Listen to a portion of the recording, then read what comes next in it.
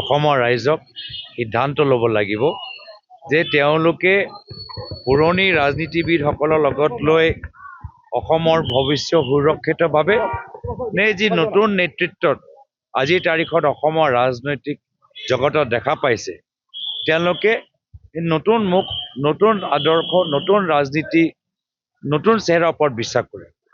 এই এটা গুৰুত্বপূৰ্ণ সিদ্ধান্ত, যিহেতু যিসকল আজিৰ তাৰিখত ক্ষমতাত আছে আজি তেওঁলোকক অসমৰ জনসাধাৰণে প্ৰায় ২৫ বছৰৰ পৰা চাই আহিছে আৰু ২৫ বছৰত তেওঁলোকৰ দুৰ্বলতা ক'ত, তেওঁলোকৰ অভাৱ ক'ত সকলোৱে জানে, আমাতকৈ বেছি ভালদৰে জানে। সেইকাৰণে আজিৰ তাৰিখত আজি অসমৰ জনসাধাৰণৰ ওচৰত এটা সুন্দৰ সুযোগ, বিৰোধী ঐক্যবদ্ধ হৈ যোৱাৰ পিছত বহুতখিনি নতুন প্ৰাৰ্থী ওলাই আহিছে আৰু ৰাজনৈতিক জগত, বিশেষকৈ অসমৰ ৰাজনৈতিক জগতত আমি এটা আশা ৰেঙনি দেখা পাইছোঁ। আমাৰ ৰামধেনু মিত্ৰজোঁট এটা আশা ৰেঙনি প্ৰদান কৰিছে নতুন বৰ অসমৰ স্বাৰ্থত আৰু অসমৰ জনসাধাৰণে জানে যে নতুন বৰ অসম সৃষ্টি কৰিবলৈ হ'লে অসমৰ মুখ্যমন্ত্ৰী হিমন্ত বিশ্ব শৰ্মা ডাঙৰীয়াক মুখ্যমন্ত্ৰী আসনৰ পৰা আঁতৰাব লাগিব।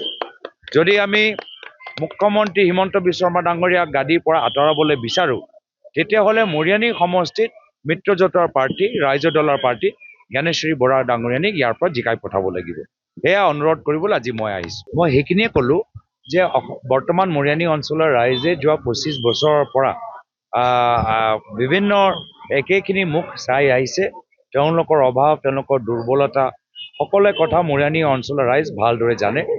এইবাৰ নতুন ৰাজনীতি, নতুন আদৰ্শ, নতুন বৰ অসমৰ প্ৰতি আকৃষ্ট হৈ অসমৰ জনসাধাৰণ ওলাই আহিছে আৰু মিত্ৰজোঁটৰ এগৰাকী নতুন মুখ অসমৰ ৰাজনৈতিক জগতত নিজৰ পৰিচয় দিবলৈ সক্ষম হৈছে। মই আশাবাদী যে যিদৰে অসমৰ জনসাধাৰণ মৰিয়নি সমষ্টিত যোৱা যোৰহাট লোকসভা নিৰ্বাচনত এটা বিকল্পভাৱে ভোটদান দিলে, এইবাৰো এখন বিকল্প হিচাপে আমাৰ ৰাইজৰ দলৰ প্ৰাৰ্থী জ্ঞানেশ্বৰী বৰা ডাঙৰীয়ানীক জিকাই পঠাব।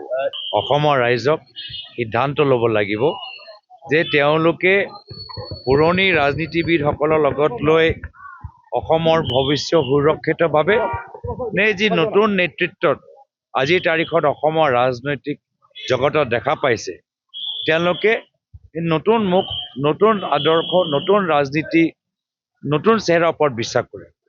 এই এটা গুৰুত্বপূৰ্ণ সিদ্ধান্ত, যিহেতু যিসকল আজিৰ তাৰিখত ক্ষমতাত আছে আজি তেওঁলোকক অসমৰ জনসাধাৰণে প্ৰায় ২৫ বছৰৰ পৰা চাই আহিছে আৰু ২৫ বছৰত তেওঁলোকৰ দুৰ্বলতা ক'ত, তেওঁলোকৰ অভাৱ ক'ত সকলোৱে জানে, আমাতকৈ বেছি ভালদৰে জানে। সেইকাৰণে আজিৰ তাৰিখত আজি অসমৰ জনসাধাৰণৰ ওচৰত এটা সুন্দৰ সুযোগ, বিৰোধী ঐক্যবদ্ধ হৈ যোৱাৰ পিছত বহুতখিনি নতুন প্ৰাৰ্থী ওলাই আহিছে আৰু ৰাজনৈতিক জগত, বিশেষকৈ অসমৰ ৰাজনৈতিক জগতত আমি এটা আশা ৰেঙনি দেখা পাইছোঁ। আমাৰ ৰামধেনু মিত্ৰজোঁট এটা আশা ৰেঙনি প্ৰদান কৰিছে নতুন বৰ অসমৰ স্বাৰ্থত আৰু অসমৰ জনসাধাৰণে জানে যে নতুন বৰ অসম সৃষ্টি কৰিবলৈ হ'লে অসমৰ মুখ্যমন্ত্ৰী হিমন্ত বিশ্ব শৰ্মা ডাঙৰীয়াক মুখ্যমন্ত্ৰী আসনৰ পৰা আঁতৰাব লাগিব। যদি আমি মুখ্যমন্ত্ৰী হিমন্ত বিশ্ব শৰ্মা ডাঙৰীয়াক গাদীৰ পৰা আঁতৰাবলৈ বিচাৰোঁ তেতিয়াহ'লে মৰিয়নি সমষ্টিত মিত্ৰজোঁটৰ প্ৰাৰ্থী, ৰাইজৰ দলৰ প্ৰাৰ্থী জ্ঞানেশ্বৰী বৰা ডাঙৰীয়ানীক ইয়াৰ পৰা জিকাই পঠাব লাগিব। সেয়া অনুৰোধ কৰিবলৈ আজি মই আহিছোঁ। মই সেইখিনিয়ে ক'লোঁ যে বৰ্তমান মৰিয়নি অঞ্চলৰ ৰাইজে যোৱা ২৫ বছৰৰ পৰা বিভিন্ন একেখিনি মুখ চাই আহিছে, তেওঁলোকৰ অভাৱ, তেওঁলোকৰ দুৰ্বলতা সকলো কথা মৰিয়নি অঞ্চলৰ ৰাইজ ভালদৰে জানে। এইবাৰ নতুন ৰাজনীতি, নতুন আদৰ্শ, নতুন বৰ অসমৰ প্ৰতি আকৃষ্ট হৈ অসমৰ জনসাধাৰণ ওলাই আহিছে আৰু মিত্ৰজোঁটৰ এগৰাকী নতুন মুখ অসমৰ ৰাজনৈতিক জগতত নিজৰ পৰিচয় দিবলৈ সক্ষম হৈছে। মই আশাবাদী যে যিদৰে অসমৰ জনসাধাৰণ মৰিয়নি সমষ্টিত যোৱা যোৰহাট লোকসভা নিৰ্বাচনত এটা বিকল্পভাৱে ভোটদান দিলে, এইবাৰো এখন বিকল্প হিচাপে আমাৰ ৰাইজৰ দলৰ প্ৰাৰ্থী জ্ঞানেশ্বৰী বৰা ডাঙৰীয়ানীক জিকাই পঠাব।